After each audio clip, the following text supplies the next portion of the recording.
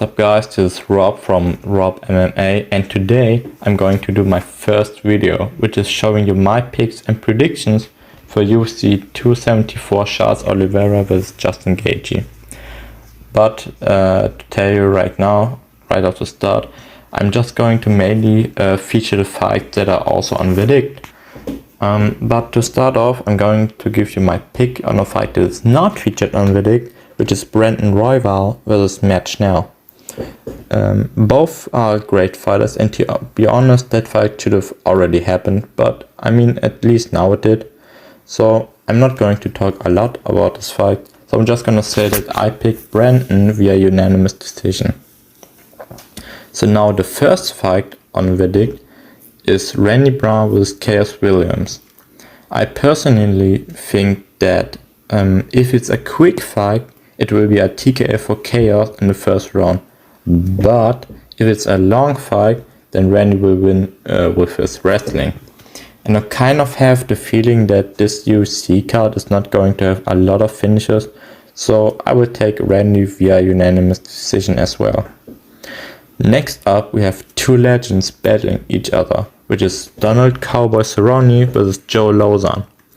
Cowboy is definitely the fan favorite here, but I think that Joe Lauzon might edge it out on a controversial split decision because, you know, the UFC judges have been very weird in the last few months.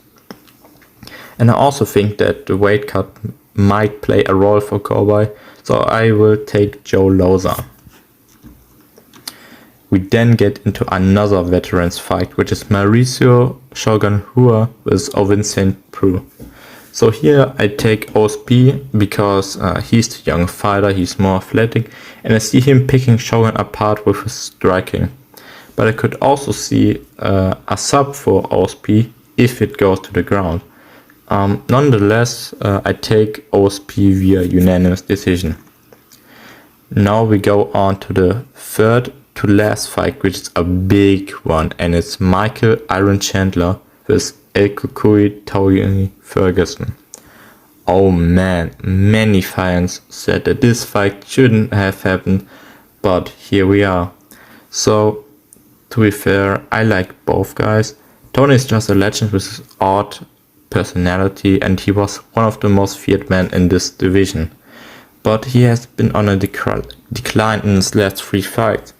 But on the other hand, we have Michael, who has also lost his last two fights, but he has won at least some rounds and is a lot more explosive and powerful than Tony. So I hope the best for Tony, and if he wins, he will get a submission. But if not, I think Mike will TKO him via ground and pound. And now we have two women fight each other for the strawweight belt, which is Namajunas versus Carla Esparza.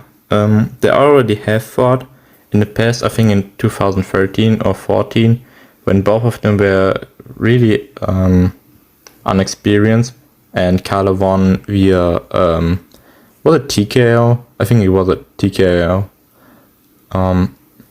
But right now I see Rose winning, because I think she's going to pick apart Carla Esparza on the feet, so I take her by a unanimous decision as well. And now we come to the last fight, which is the one we have all been waiting for, which is Charles Oliveira versus Justin Gaethje.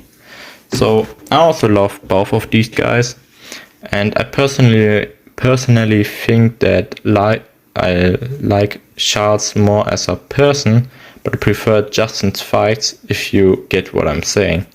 And I think this is going to be a stand-up fight, and what I think many people overlook is that Justin Gaethje is underrated as a technical striker.